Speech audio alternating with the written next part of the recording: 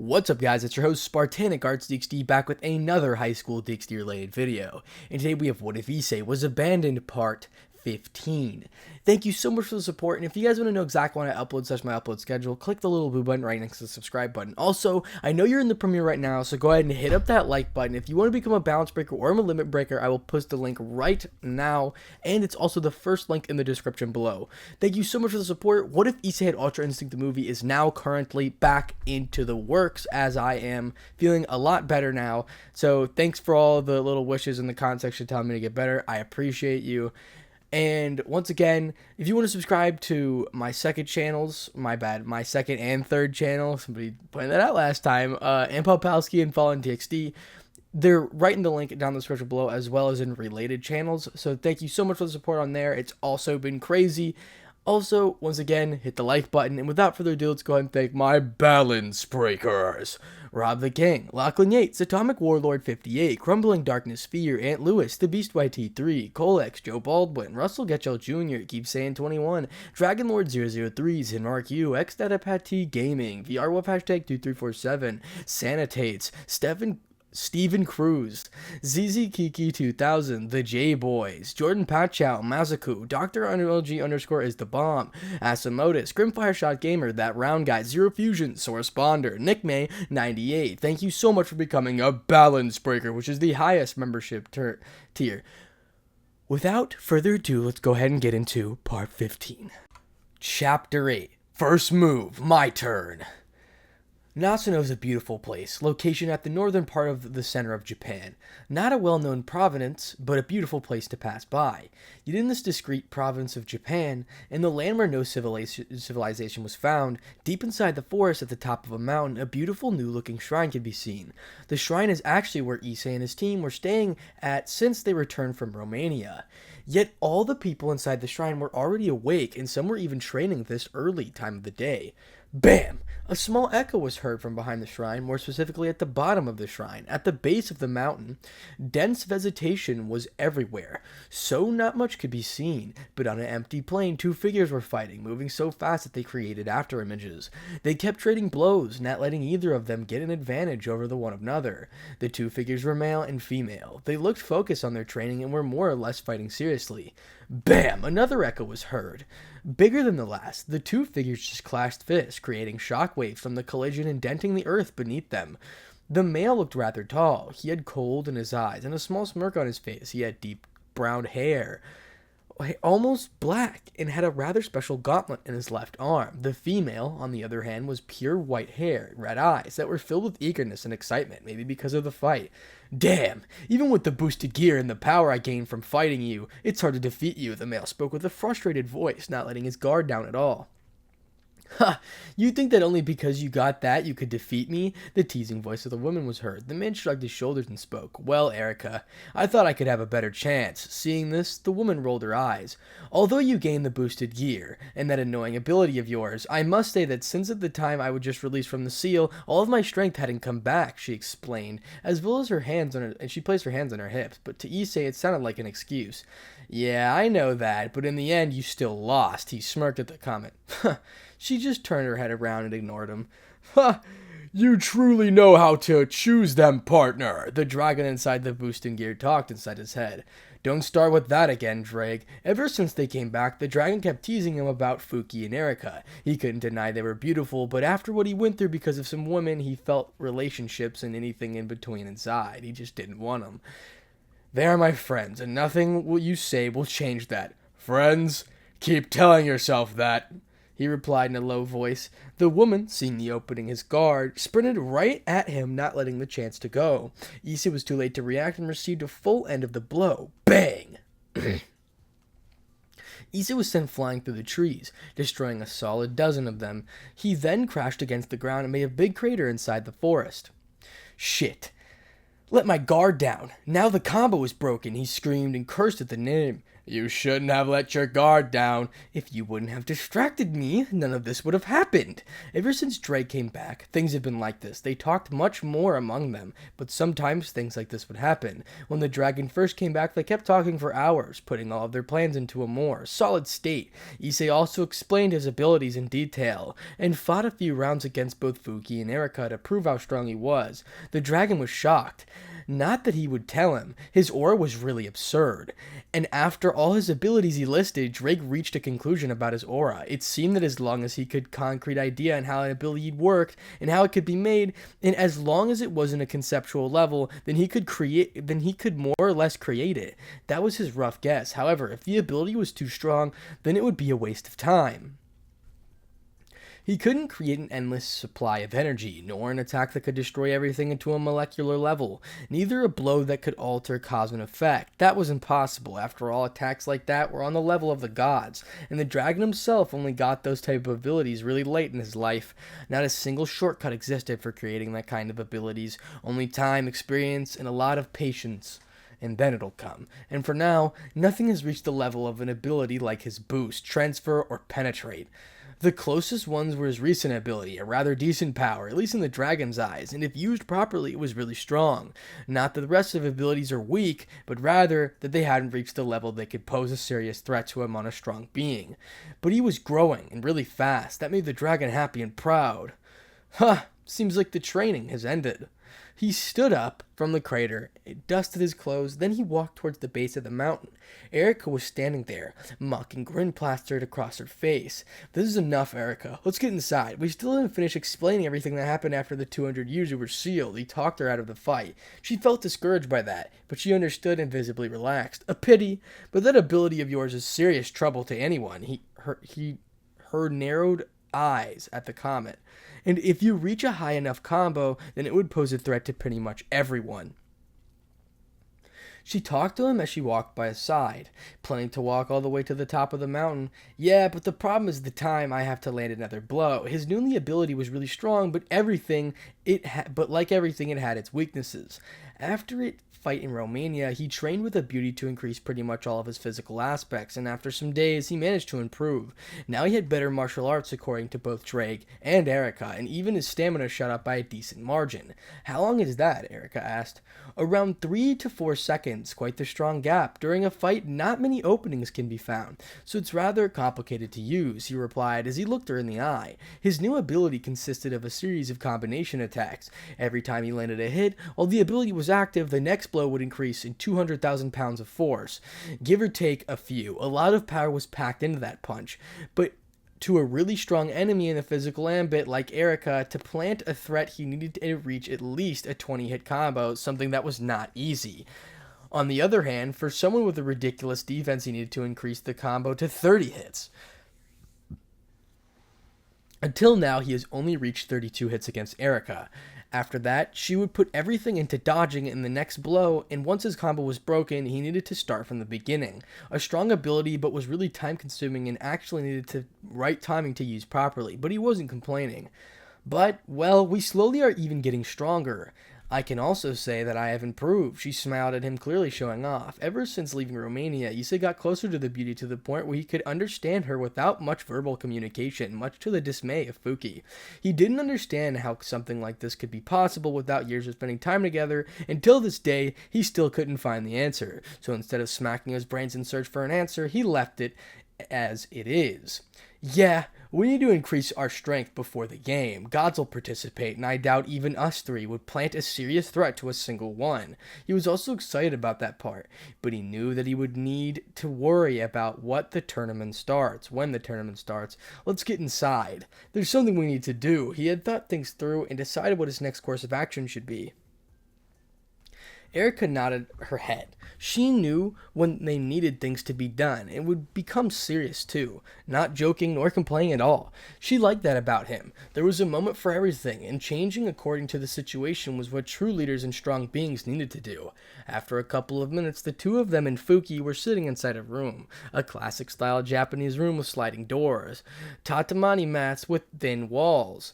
A table was at the center of the decent-sized room. A couple of cushions on the floor and couches were also inside. A lamp hung from the ceiling, big in size and just bright enough to perfectly illuminate the room. Issei was sitting on the couch, both hands clasped together, while the other two were sitting at the complete opposite side of him. Well, since a few days ago, I have been thinking I can no longer extend this moment, he explained to them while leaning forward.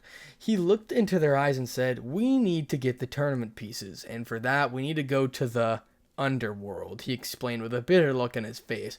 Both knew why his face was like that, more or less. After spending these days, he would sometimes tell them about his adventures with the Parage and how he got famous, managing to get a couple of laughs from both women. But every time they asked how he changed and why, how he ended up like this, he would only answer by saying he got into an accident. Seeing his face at that time, they decided to no longer ask about it. His face was devoid of any emotion, and his aura he held at that time was solemn. He obviously refused to say anything else, and they both agreed to keep it a secret since they saw that his reaction was so bad. But Fuki and Erika felt intrigued by this reaction of him. He was normally blunt and honest with his words, and he always answered any questions, even if they involved his perverted past. But for him to completely ignore anything related to that accident proved to them it was not something so simple. Something else that intrigued them was how, because of his stories, the way that according to Fuki others talked about him, his character was incredibly different from how others described him as. He was serious, sharp, and cold with strangers, but with them, he was teasing and warm. They didn't know the reason behind the change of personality, but whatever it was, he wasn't comfortable to talk about it with them. At least not yet, but for such a drastic change to occur, it was really a mystery what brought it. They heard his voice again bringing them off their thoughts. The problem is that both Fuki and I, since the little incident back in Kyoto, became rather wanted. He sighed at his words. Erika smirked as she remembered the story he told her about how he met the fox. Yes, that was a funny story. Issei glared at her with reproachful eyes. Erika just smirked at him while crossing her arms underneath her chest. Fuki took a brief peek at the enormous mountains, comparing them to her own. Regretfully, she lost in that ambit. They were ridiculously big. Yeesh, those are ridiculous. How big? H-cup? More? How can I compete with those knockers she has? It's not even funny to think about. I know that Volley reported the situation to the higher-ups. Suddenly she heard the voice on Issei, breaking her mental math. On her cup side, she then blushed a bit after her own thoughts. How much about it if he told them? I don't know. Worst comes to worst, we are now wanted by everyone of the three biblical factions. He ran across his hair, and the Shinto pantheon wants us even more. And again, it was becoming a habit. He then crossed his arms behind his head and rested his entire body on the couch, his head tilted upwards and staring at the ceiling. That's why we need to be cautious. Fuki talked to him while trying to calm him down, mentally patting her back at how nobody caught her blush. She's right. Whatever happens, happens. Erika nodded her and shrugged her shoulders. Issei ignored the easygoing fox and the hedonistic vampire. He was too summed up on his own thoughts at their antics. Breathing in, he turned his head back then. Anyway, we need to go to the underworld. That's a must. But while doing it, we need to keep our heads low. I really don't want anyone reasons for people to look for us. He was serious about this. Found out would prove troublesome. Sure, Issei, don't worry, Fuki nodded her head, energetically ignoring his comment. It's because I'm with you that I worry, he thought, as Drake agreed with him. Fuki mistook his silence as approval, so she stood up from the couch and lifted a hand in the air and then said, "Let's go!" The cheerful and carefree air she created made Issei sigh in defeat, while Erika just tilted her head to the side, greatly amused by this outcome. Issei managed to the bridge of his nose as he began thinking, we need to leave, and as long as we don't gather much attention, we should be fine. Soon he accepted his fate. Then let's go. Maybe if we have time, we could see the underworld a little. Although he wasn't fond of the place, he had to admit it was extremely beautiful in its own right. Both beauties were excited. Neither of them has ever stepped foot in the underworld, so this experience was something they were expecting a lot from. Any objections with the plan? Both shook their heads, but before he could say something, an excited Fuki and Yakuza no Magatama created the portal to the underworld. Issei, let's go! This'll be fun! Issei's sweat dropped on his head. Her voice was too flirty for his own good, but soon he gave up and started to walk towards the portal. The beauties waited for him to get in front of them, maybe as a sign of him being the leader. After he reached their side, he changed his expression to his usual cold and sharp look. He turned to look at both of them, nodded his head, and walked into the portal. As soon as he crossed the portal, the other two did the same. Excitement was present in the eyes of Fuki, while curiosity and expectation were on Erika's. Scene change. The underworld. Location unknown. Where did you bring us this time, Fuki? With an accustomed glare and voice, he turned his head towards the beauty. The mentioned only blinked her eyes and smirked. That smile, that's not good. Issei narrowed his eyes. Yeah, about that. She placed a finger on her chin, trying her best to act cute. Fuki? His voice was deeper. Hearing that tone, she knew Issei was angered, so she quickly answered the question. I brought us to the capital of the underworld, she confessed. Issei looked at his surroundings. Then he looked back at her with a dead look in his eyes. Well, at least close to it, she said, as her head went back to the head. But, since I didn't want to appear in the middle of a populated street, I set the location near a capital. Issei looked into her eyes. He soon sighed and accepted her explanation. Fuki felt she dodged a bullet. An angry Issei is someone you do not want to mess with. Fine, I'll believe you. I really don't think you would have done it on purpose anyway. He turned around and started to look on the other comrade. Fuki paled as he said that, but due to him tuning around, he couldn't see her face. Erika, on the other hand, was standing in the middle of the road, pretty much in the middle of nowhere. She was looking around curiously, and Issei looked at her back and he said, Erika, we need to start moving. As we walk, we can see the scenery of the underworld. Let's start the journey, he ordered the vampire, who turned her head at him and nodded with a smirk. The three of them started their journey once again. Their location was desolate, to say the least. The entire place looked similar to the human world, except for the purple sky above their heads. They were in the middle of a wide road, maybe used a commercial route by merchants. Aside from that, weird-looking flora and fauna were all over the place. The ground looked dry as if it hadn't been rained in years. The yellow color was opaque and dead. The rocks were the same tone of yellow, but the small hills at the distance showed at least some life. At the top of the hills, enormous trees were present. They reached pretty high up, and aside from their red leaves that seemed as if lit on flames, they looked not so different from a normal tall tree. Alongside the road, some of the same trees were present. Even small, similar colored bushes were seen. The animals they saw were small, not larger than a fist. They varied from lizard-looking things to bugs that were really creepy, to birds ugly in appearance, but they ignored them all. The three of them just walked side by side. While watching the scenery, their goal was a large city on the horizon. The city, they believed it to be the capital, was surrounded by tall black walls and looked similar to steel fortresses. Even some buildings overtook the height of the walls. Those buildings gave the impression of a modern-looking city in the human world, and one that was industrialized at that. The noises from the city were heard all the way here. It was as if they were having a festival or something like that. The three of them walked while messing around, teasing each other, mainly Issei, but it didn't exactly work. So instead, they were talking about some nonsense, Issei narrating a few of his adventures, causing Erika to bend over in laughter, and Fuki to look at him with rather dangerous eyes. Only after an hour did they finally reach the city. A massive gate used in the military was in front of them, however, not many soldiers were guarding it. Maybe after the war, everyone was getting more relaxed, not so much security was present. As they reached the gate of the city, a pair of guards approached them. Before even looking at them properly, they screamed, "Welcome to the BL territory. What is your purpose here?" They sounded like professionals, and their uniforms complemented their seniors' aura quite well, but their tones didn't sound sharp nor cold, rather welcoming if Issei had a say in it. Issei took a step forward and replied, "We came here to look for information about the world-class raiding game. Perhaps you might know something?" Issei then took a look at their uniforms, lifting an eyebrow at the inconsistency of the design. Both guards were dressed in a purple military suit that looked expensive and flamboyant. Rather a uniform, it looked like clothes used by nobles in the underworld. They had thick black leathers and belts on their waist, black boots with gold laces and tilted purple cap, quite eye-catching in his opinion. The first guard calmed himself down, and the older of the two, he had white hair that had some point, was dark green. "Then you can pass. Many beings all over the world have gathered across the underworld, and like you, they also came because of the game." His voice was rappy, maybe due to his age. "About the exact location, well," he shook his head, "I'm afraid I don't know. After all, we spent all day guarding the northern gate.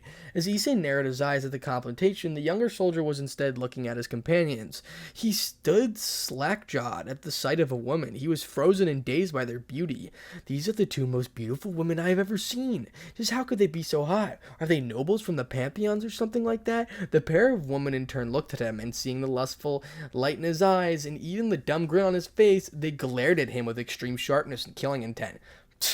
Erica abruptly clicked her tongue, making the younger guard tremble. Who do you think you are to look at me like that, huh? Trash, be grateful I'm in a good mood. I have killed for far less, Erica thought, as Issei gave a brief look, obviously asking her not to kill him. Ever since being with Issei, she never expected such a perverted look on someone's eyes. Not that Issei didn't look at her, but rather when he looked at her, it was similar to appreciating a piece of art, like a beautiful sculpture or something she did like. Fuki was of course different. Her cheerful and flirty demeanor was gone, replaced by cold and disgusted expression. You disgusting, pathetic shit stain of a devil. The only man that can look at me at the lustful way is Issei, and Issei alone. He's only one that's allowed to even think of me in a lascivious way. You better turn your eyes away before I gladly remove them for you. That change in her personality was how she acts to anyone that wasn't she close with, or was Issei. She treated them in a cold and cautious way. Sometimes Issei wondered if he had some kind of if she had some kind of bipolar syndrome or something. But soon enough, he stopped caring about it. After everything he went through with her, he trusted her with his life, and how she treats others aside from the team didn't matter to him in the slightest. Issei and the old guard witnessed the change in both women's expressions. Issei, as always, didn't care, but the guard was the opposite. Thanks to his many years of service, he didn't end up in the same way as the young guard. But he was scared by the looks of both women's faces. Issei interrupted his thoughts. Thanks for letting us pass, old guard. I'll find the information inside the capital. Turning around and looking at them, Issei said, Erica, Fuki, let's go. We have things to do. Don't waste your time with someone like that.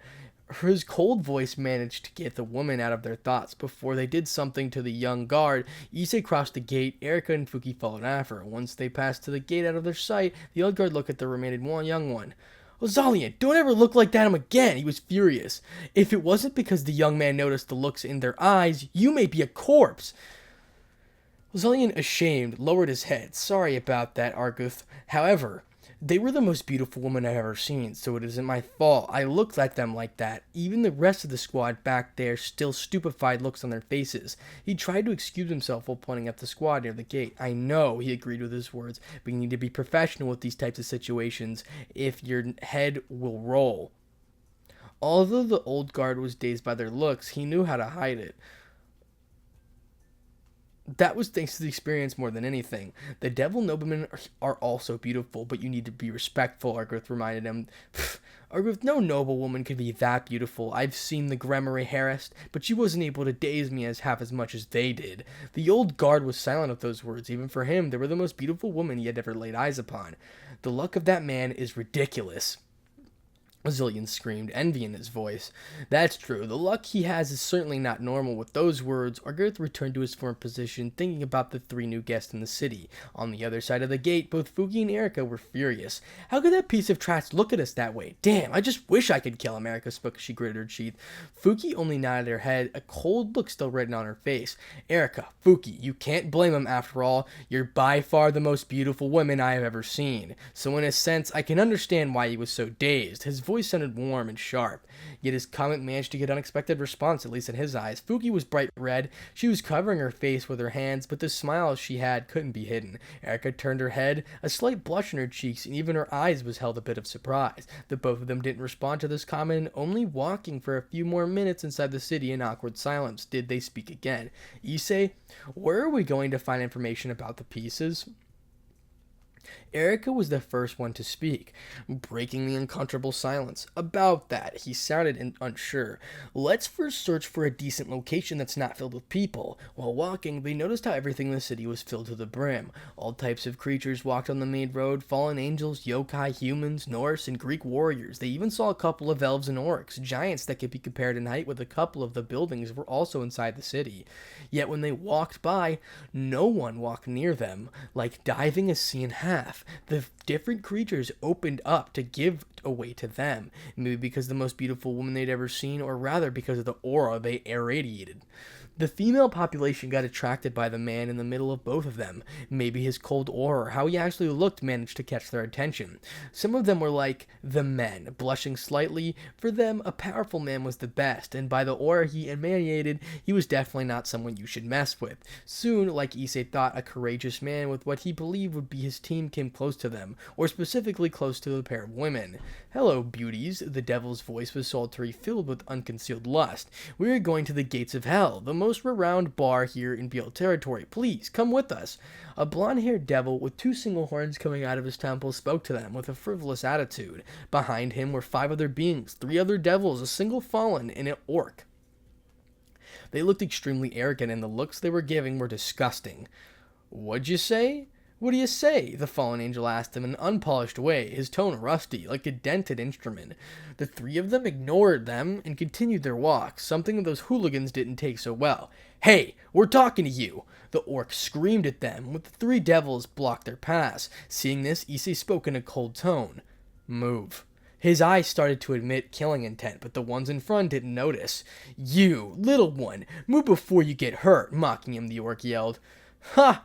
The other 3 devils laughed at him, but Issei's face never changed for a second. The fallen angel leader approached their backside, blocking the other way out. Then the leader spoke to them. "Listen now, boy," his face hiding a condescending smirk. "Leave now and we won't hurt you. Those beautiful women are too much for a kid like you to handle, so leave this to us, the professionals. We will make them experience a great time." A lustful smile appeared in his face. "Yeah, you heard him, brat. Be a good little shit and scram." The fallen angel spread his wings, being in total 6.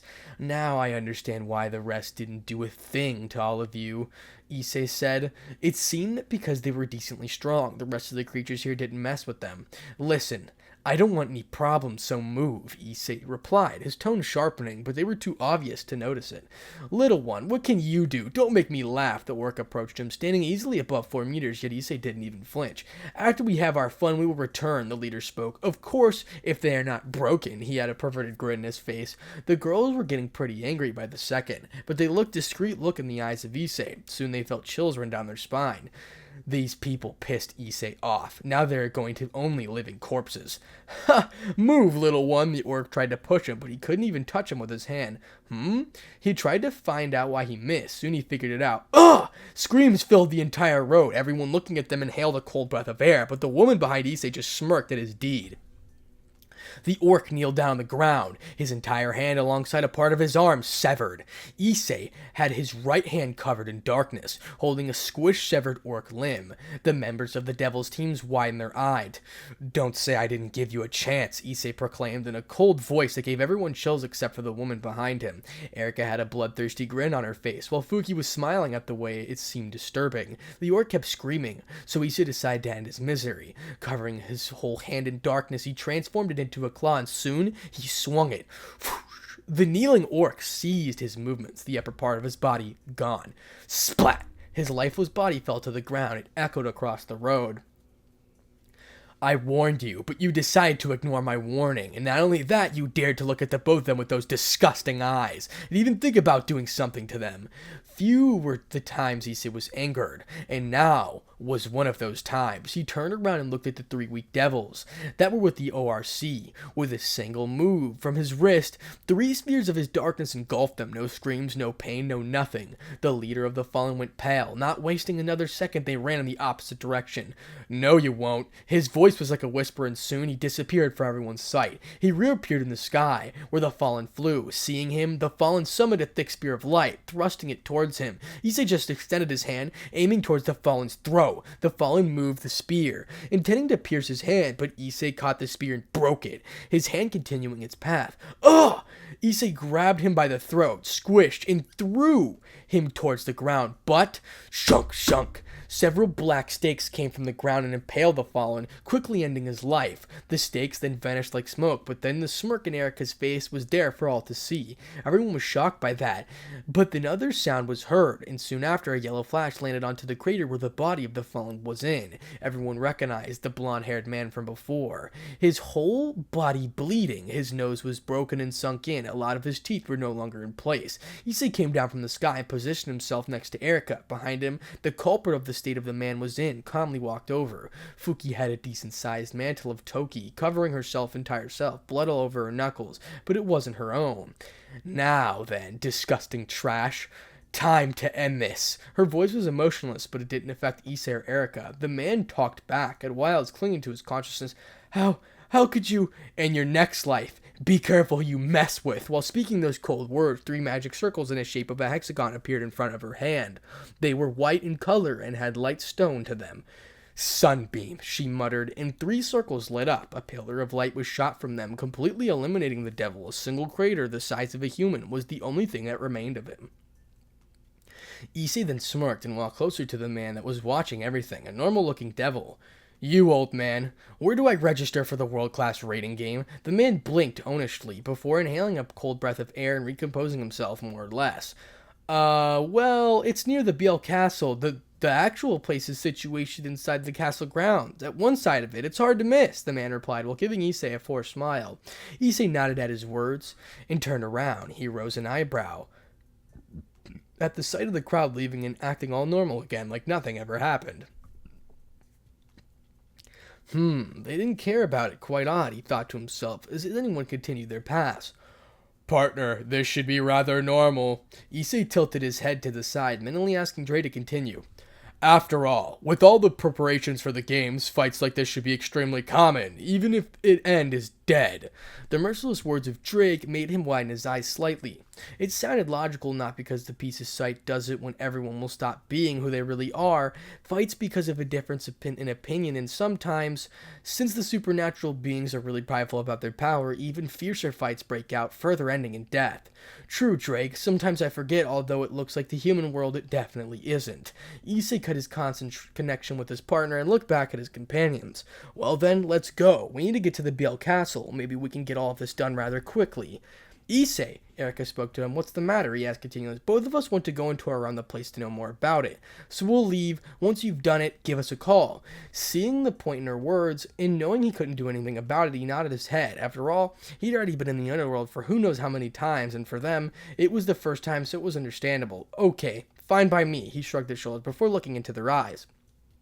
But don't make a mess. Don't gather attention, and don't fight unless necessary. The last thing we need is for a Mao or another powerful Deva to find out about us. Don't worry. After we're done, we'll be back at your side. The flirty tone of the fox caused him to feel slightly worried about what would happen. Just don't make a mess, please. He gave up and looked at the castle. Then he waved at them and continued his walk. The woman looked at him, and they soon started to look around. Where do you want to go? I don't exactly know anything about the underworld, the fox asked in a cheerful tone. Let's just look around, maybe visit some tourist attractions or something like that. Issei didn't exactly give us a list of famous places to visit, so we'll just gun it, Erika replied, while Fuki nodded. They had nothing to do, so they decided to follow the biggest crowd. Maybe they knew where interesting places in the underworld were located at. Let's start. Fuki then dragged Erika by the arm, causing the vampire to sigh. Meanwhile, Issei continued his journey. Across the populated road, he saw the many different stories at the size of the roads, and soon they changed into buildings, yet the number of supernatural entities didn't diminish much, and apparently they were all going to the same place. I wonder how this tournament will be. He caused a curious gleam in his eyes. One he could tell that was excited. Indeed, partner. I also feel interested in this. The first time in history they actually do something like this, and on such a big scale. Drake was similar to his partner. Maybe now both of them were true dragons, they could understand each other better. But with these many participants, there should be some kind of filter. It would be proven possible for all of them to enter, and this is just one location. Maybe some kind of test to see if you're worthy of entering, the dragon made his assumptions. I'll bet on money on that, Drake. I'll even say that the test won't be so simple, for the majority of people want to be participants, Drake hummed in agreement. We won't find out until we arrive, partner, so let's just wait. Better to face things head on.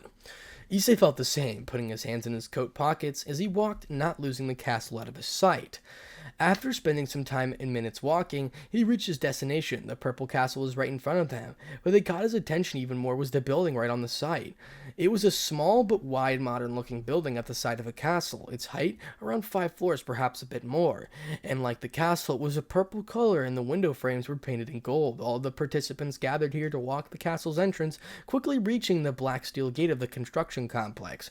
A dozen or devils or so stand by on the gate, organizing everything so that they could walk inside the BL castle without a problem. Everyone, listen up. I want a single line, so get moving. A single devil screamed at the whole lot of them, and right at the entrance of the gate, a single line was forming. Everyone obeyed. They didn't want to mess with the BL clan, since provoking them was like courting death. Issei did as the same as the rest. Curiosity in his eyes. In front of him was a male elf. He had the compressible height to his own words, and legends say he was quite handsome. Behind him, a Norse warrior with uncovered chest and crossed arms. He was patiently waiting for his turn. No one talked to one another. Maybe they thought that everyone was beneath them or something like that. Issei just kept his guard up, not letting anything distract him. After a couple of minutes, he crossed the gate and soon reached his goal, the building at the side of the castle. Okay, listen up. So to get rid of the riffraff, we're going to make the test inside the building. Another BL Club member screamed at them. Form 3 lines. Us 3 will give you a plaque with a number on it. This will be your identification number. Don't lose it. Understood? Everyone nodded their heads, and went 3 soldiers that headed plaques, each to their own hands. Among them were beautiful female soldiers with long purple hair that reached above her waist. Her curves were well defined, and her uniform highlighted her body even more. She had serious golden eyes, a stoic face, and each time someone tried to strike a conversation with her, she simply ignored them and humped. Everyone that got ignored didn't push the matter, and instead, with their plaque in hand, were inside the building. It seems the line is longer than the rest. Issei absent-mindedly went to the random line, but his bad luck acted again, and it turned out to be the longest. After patiently waiting, it was his turn. Name? The female soldier was in charge of the line. Rue. He told her a fake name, just in case. His name made her raise an eyebrow, but since many different beings came from this past couple of days, names repeated quite often, and he was one of the many she heard really early in the morning. The female never looked at him, and engraving his name in devil letters behind a plaque, she extended her hand to him with now a finished plaque on top of it. Here, you are number 325. Inside the building, others will explain more about the test and a lot more in detail. Receiving the round plaque that looked like a button, Issei stared at it. Meanwhile, the moment the female gave him his plaque, she touched his hand and accidentally felt all of her body tense up. Goosebumps started to erupt across her body. She widened her eyes at the sensation and turned her head to look up at him. What is this feeling? She widened her eyes as she continued to stare at the man in front of her. This guy, just who is he? He has so much power, and it's not even funny. She committed into his memory of the image of the man. He was tall, taller than her, black pants and shirt, and gray coat covering his shoulders. The eyes he had were frightening, and his aura even more so. It was dark and heavy, as well as imposing. This was the first time since working at the BL Castle she had met a man that emitted so much power. She kept staring at him, and soon Issei took note of this and looked back at her. Thanks for the plaque. He thanked her for a job well done and walked inside, ignoring the look she gave him. At the moment she heard his voice, she blushed. Never had she heard a voice like that. It sounded sharp, but also warm, quite odd. Such a mysterious and dangerous guy. She kept staring at his back, and at the moment she could have sworn that a silhouette of a black dragon with eyes shining in purple stared back at her. That alone managed to scare her out of her wits. Who? No, what exactly are you? She had so many questions, but she couldn't leave her position. Planning to ask her coworkers later about the results of the man, she continued her work, her mind still on the mysterious man. Issei walked past the main door of the building. An empty lobby was the first thing he saw. Nothing here was except for a single figure that was sitting on the stairs. Resting his back against the wall, with his eyes closed, he had a cigarette in his mouth and was constantly puffing smoke. He was a young-looking man with light red hair that was tied in a long ponytail that reached midway behind his back. He had keen, amethyst-colored eyes that scared many of present. He was tall, any devil, maybe 6'5" and around 1.95 centimeters. But his aura was the most surprising thing about him. Oh, interesting. An ultimate class devil will be the one that explains this to us. Issei felt even more intrigued than before. It seems someone of his caliber is needed to guard the examination. Seems so, but dispatching someone of his class is not that simple. They seem to be taking the tournament quite seriously. Issei kept staring at the guy in the stairs. Around 5,000 or more supernatural beings are gathered here. I would have never thought to experience this in the times of peace. Finishing the smoke and throwing it away, the man finally stood up and talked to everyone there. Issei and Drake were just talking to each other, and stopped as soon as the man started to talk. Okay, listen everyone, the tower has exactly 5 floors, and at the top there is the location where you will get your pieces as well as some other things. His tone uncaring and lazy. On each floor, an ultimate class will be guarding it. His words shocked everyone. And to get to the next floor, you need to pass their test. He smiled condescending manner. In exactly 1 hour, you need to reach the top. If you fail, you could no longer participate in the tournament. He explained to them. While looking down at the first step, the staircase elevating his aura, a mantle of sickening red covered his entire body. He slowly raised his hand and concentrated his aura. A huge wall blocked the entire staircase from top to bottom, leaving no gap at all. My test is simple, he said while grabbing another cigarette. Cross the barrier. He lit his cigarette and sat down where he was before. Everyone, the moment he sat down, ran towards the barrier. Ugh! But at the moment someone touched the wall, they were set on fire. The crimson flames were burning furiously and extinguished themselves just before killing their prey. All were without words thanks to their eyes going to smoking bodies of the ones that were brave enough to touch the wall. They soon heard a voice. Oh right, I forgot to mention this, but the success rate of getting to the top is around 1%. Best of luck. Those words were enough to break the spirit of the participants, but some still tried their best crossing the wall. Issei witnessed all of this and thought, an hour? Seems I don't have time to mess around. He calmly started to walk towards the staircase with his hands still in his pockets. Pretty much everyone was breathing heavily and had burns on their bodies. Others were cursing quite the words, and the rest fainted due to the pain. Getting near the staircase, Issei just continued his walk and reached the wall. Taking a hand out of his pockets, he extended a single finger and touched the barrier. Flames never appeared. Dragging his finger along the wall, slash! He made a cut on it. Long enough for him to pass. Everyone was looking at him as he was a monster. They couldn't believe their eyes. The devil up the stairs looked at him with equally astounded eyes. A bead of sweat fall down his cheeks, and his eyes never left the man that casually broke his barrier with a single finger. This young man is different from the rest. To break a barrier of an ultimate class with such ease. What kind of monster is he? Issei walked up the stairs while placing his hand back into his pocket. Everyone stared at him with ridiculous expressions. He just ignored them and disappeared from their eyes. The barrier quickly fixed itself with a loud noise and was soon as good as new. The rest of the competitors got excited due to this and tried to break the barrier with even more enthusiasm than before. Of course, failing even more than before. On the second floor, a beautiful blue-haired woman was standing at the beginning of the staircase. Her hands were behind her back, and 4 pairs of pure white strings twitched ever so slightly on her back. Issei saw a woman and thought, an angel? To think one is in the underworld so nonchalantly. Oh, the first competitor to reach the batch. Quite fast. Come, she smiled while waving both of her hands at him. She was all smiles and nothing else, like any other normal angel. Her light blue hair was cut short, and her pure white garments held not a single stain. She then had a relaxed face and tall but plain figure. The competitor-san. My test is. She clapped both of her hands together. You just need to pass through me and reach the stairs behind me without stopping or touching you. Simple and easy. I see, Issei nodded, unsure of what to say. Good. She smirked and placed both of her hands behind her back. Then the competitor-san, let's start. Issei just stood there, thinking before acting. What do you think, Drake? Need to put some effort on it? Issei, ever since coming back to the underworld, has been extremely cautious of not letting anyone discover his true identity. Thanks to his new looks plus his new aura, he was completely different from before. He even asked Drake to block any type of energy from the boosted gear, just in case. Drake hummed in the thought. Try a little hard. She doesn't seem strong, although she's an ultimate class. Besides, she looks overconfident. Let's make her go down a peg or two, partner. Issei smirked and removed his hands from his pockets. He moved his body and changed his position from that of a sprint.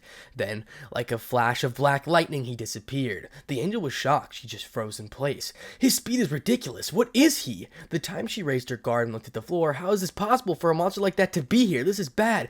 Whoosh! A small gale went past her. Issei reappearing right behind her, his entire back turned to her face. She quickly turned around and prepared herself for actual combat. Issei started to walk up the stairs, not paying attention to the woman at all. The angel just looked at him. Sweat started to fall from her face as she went pale as paper.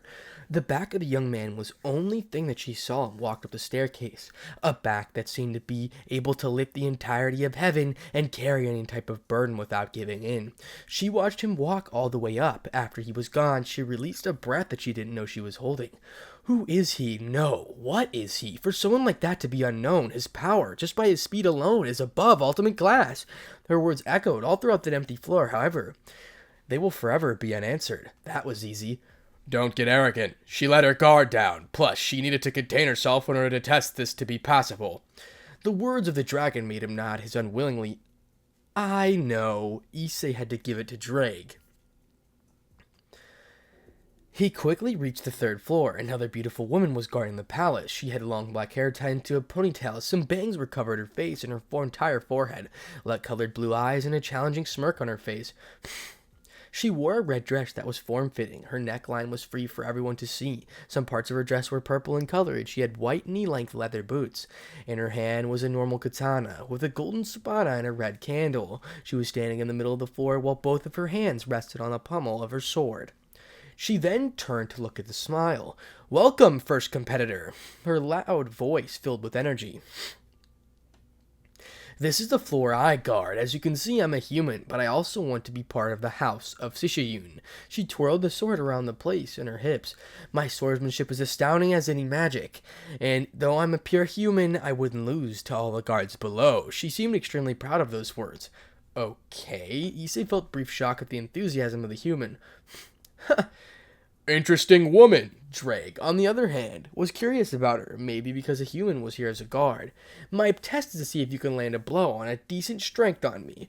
Her words echoed all around the floor while her smile was on her face, even her eyes twinkled like stars. This woman smiles too much, Issei thought as the woman postured changed to EDAO stance. Then, let the test begin. Leaving his other thoughts aside, Issei assumed the woman had similar strength to the one below. He coated his hands in darkness, forming a cloud. Then he sped up towards her, denting the underneath. The woman was astounded by the weird substance that covered his arm, but before anything else, she instinctively used all of her strength to unleash her sword at a speed that was perceived by the naked eye, that covered her left flank with it. Clang! The blade made contact with some sort of oversized claw, and was soon replaced by the force behind the blow. The guard was sent flying. The swing from her blade wasn't enough to stop the blow. She was sent flying almost all the way at the end of the room, but in mid-flight, she started to spin, reducing her momentum. Once she fell to the ground, she stabbed her sword on the ground, further reducing her speed. Slash! A long gash appeared on the reinforced stone floor. The woman had a knee on the ground. Her right hand held at the handle of her sword, while the other covered her left flank. Her dress was broken at the flank, and a bruise could be seen at her abdomen. That was dangerous. It almost cost me a lot. Cleaning the blood off the corner of her mouth with a sleeve, she stood up. If I didn't counter and instead blocked, then she felt how even trying to counterattack, the strength behind that punch did something bad damage to her ribs. She began thinking, trying to come up with a strategy to fight against him, but Issei dissipated his darkness, going back to normal, confusing the swordsmanship of the woman a bit. Was that enough? Issei asked as he crossed his arms. Hearing the voice, she was surprised. She completely forgot about the test. Yeah, that was enough, she smiled while covering her flank from him, an effectual reaction from her. Not wasting a second, Issei slowly walked past her and reached the staircase behind. The woman never took her eyes off him, especially when walked by her side. She completely focused on him and was prepared for another Ito slash. Just who are you? She thought while smiling, seeing him walk up the stairs. You look so young, but you have that much strength. Her flank hurt. Even if she managed to block the blow, the bruise was still slowly expanding in size. I believe that during the game, you will reach a really high level. Issei kept walking and reached the 4th floor. A man was standing right at the middle of the room. He had light brown color hair and a buzz cut and silver eyes, giving off the impression of a powerful warrior that has survived throughout many hellish battles.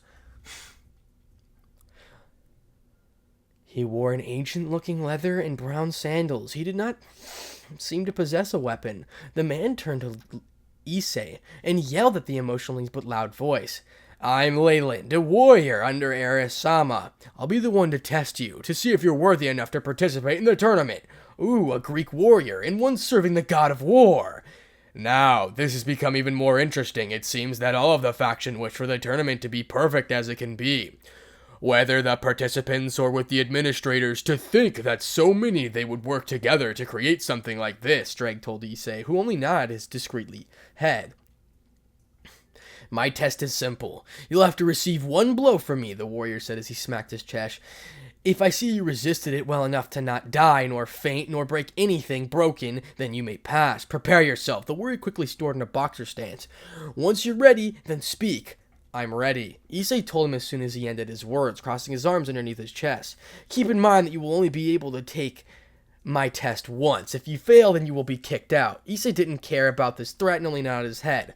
I'm ready. Then don't blame me for your arrogance. The ground beneath the warrior was dented as he dashed into a straight line, creating a huge gash at the warrior due to his speed. As he appeared in front of Issei, he cocked his fist back while turning his hips and stepping heavily on the ground. He released his straight jab. The dragon stood in place, his eyes clearly seeing every movement of the warrior. However, he decided to just follow him with his eyes and did nothing to counter the blow.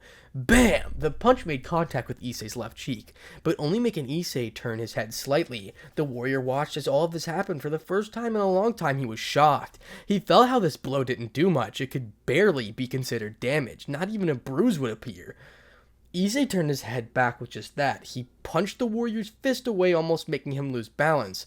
Is that all? He asked the warrior. Not provoked in the slightest, Lei fixed her stance and said, Congratulations, you've passed my test. Go up and get the pieces. Then, like nothing ever happened, he returned to the middle of the hall. Issei shrugged his shoulders and walked up the stairs. He still had 25 minutes left. Don't make fun of them. Not everyone is a dragon with aura awakened, plus having a Longinus, the words of Drake almost made him trip down the stairs. I know that, Issei replied. I'm too strong for them. But the rest that I know off, I'm just barely there. I still need to become stronger. The last floor was also simple. Aside from the many people here, weird machine in the center, it looked pretty much the same as the rest below. Of course, some couches, tables, desks, and at the sides were present as well. Oh, the first one today, a scientist with rather thick glasses stood up from his chair and walked over to him. Congratulations on being the first one to succeed today. It seems that not many managed to reach this place. That 1% thing might have not been a bluff, partner, Drake commented as Issei hummed in agreement. Since it was early in the morning around 10 a.m., it was no surprise that he was the first. But the soul numbers that reach this place must be abysmally small. Even if the underworld had these installations, not many would be in the official game. My guess is that being renowned by being famous, it would get you all to skip all the tests to reach the last floor, so normal candidates that reach here are quite small in number. Indeed, beings like that you have fought would apparently already skipped all of this. A pity that's not possible for us. Issei dismissed the comment as the scientist started to explain. The machine over there was given to us by the devils. It's the new technology that used the reincarnation system, the system in heaven, the tree of life, of the Norse of many things, he said as Issei nodded his head. Right now, we need you to form a spear of magic as dense as you can make it, around the size of bowling ball. The denser the energy, the higher of the possibilities of a mutation peach to appear.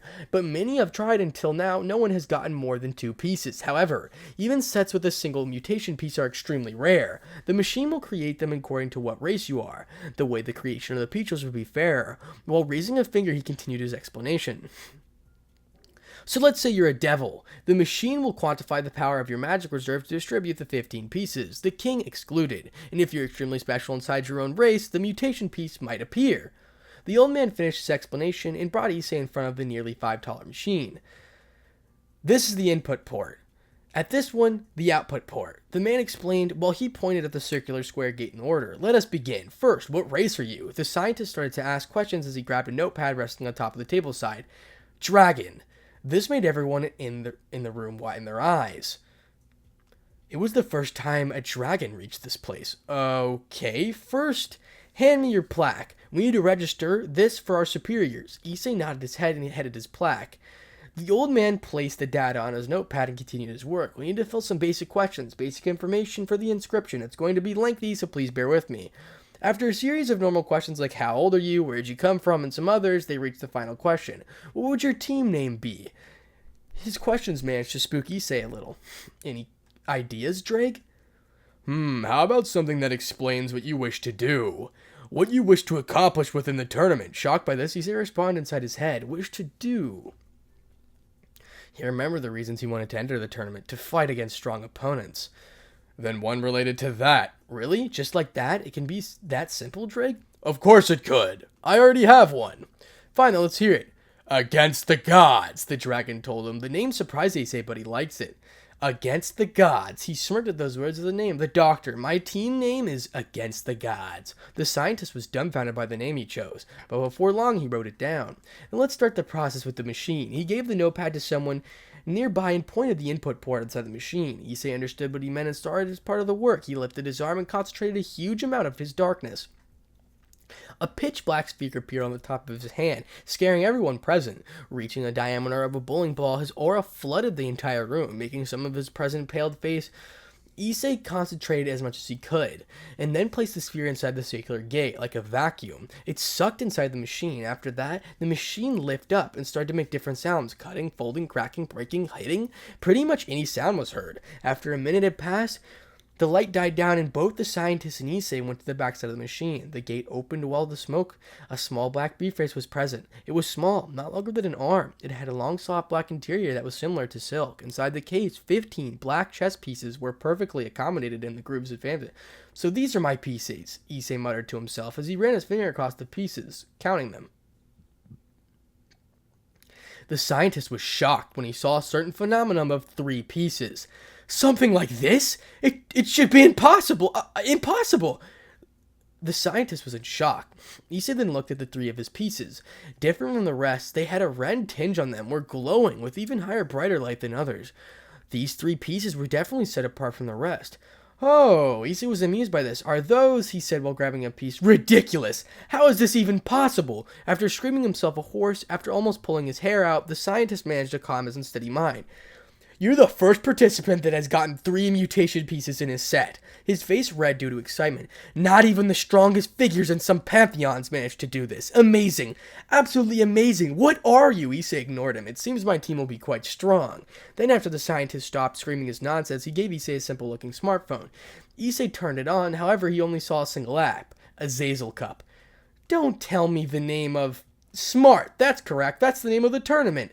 How exactly did Azazel manage to convince the rents? The dragons thought at the same time, but the voice of the scientist was heard again. Through the app, everything will be done. The first match will be posted 2 days before it officially starts. Any notification about the tournament will be done through the app.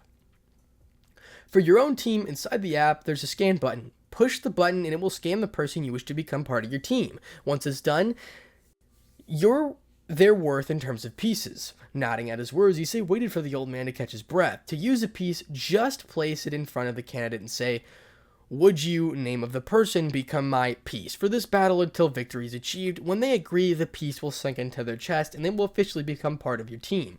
I see. Issei understands the basics behind this, and now he felt even more excited than before. He kept thinking as he looked at the 2 mutated rooks and his unexpected mutated queen. No wonder the scientist was so shocked. 3 extremely strong pieces are mutated. His thoughts continued. I wonder who will take these 3 mutation pieces. He felt extremely proud of his advantage. The way the stronger beings could be part of his team and easier. With this, you're officially part of the tournament. Congratulations. Then? But before Issei could finish his words, he sensed something.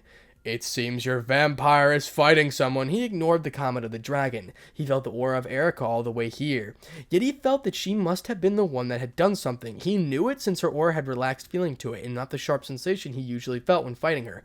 Fuck! He was pissed. I told him not to gather attention. What's so complicated about that? He knew that she must be showing off her strength to someone. Deciding to intervene before it was too late, he summoned Hellgate and the location to where she sensed the increased aura.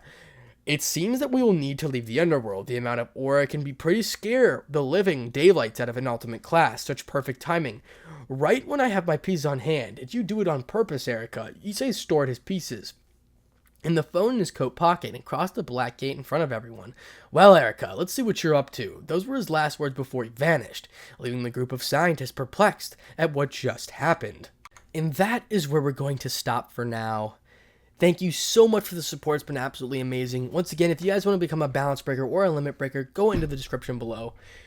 Thank you so much for all the support. Like, seriously, what if Issei had Ultra Instinct the movie? I'm really looking forward to it because I like giving Issei new abilities that I think are overpowered. To him in specific, I really want to come up with an idea, or I am coming up with an idea. My apologies. In the midst of it, of him using him to boost Ultra Instinct as a power up in general, which would be absolutely crazy and result in him almost taking like 0 damage, if you understand the concept in general. But thank you so much for the support. Thank you so much for everything. Let's hit 1,000 likes again. Please, please, please, if you're still in the premiere right now, please hit that like button, boys. I really do appreciate it. This episode was absolutely fucking amazing, and I cannot thank you enough for all the support that's been going on. We're almost at 30,200 subscribers. It'd be crazy. Just go ahead and hit the sub button. We're on the grind to 50K, aka 40K as well. Thank you so much for the support. I really want half 100,000, 1/4 of like, half 100,000 subscribers. 50,000 subscribers is basically the dream goal. I feel like I'll be more hype about it if I ever hit, or when I hit 100,000 subscribers. That's right, your boy confident. But thank you so much for the support once again. Subscribe to my second channels and Popowski and Fallen DXD down in the description below, as well as look at my related channels, and you will see, as well as follow my TikTok. It's kind of blowing up right now for some reason, but thank you so much for the support. Thank you, thank you, thank you. You guys have no idea. I love you guys down to the bone. Without further ado, Spartanic Arts DXD out.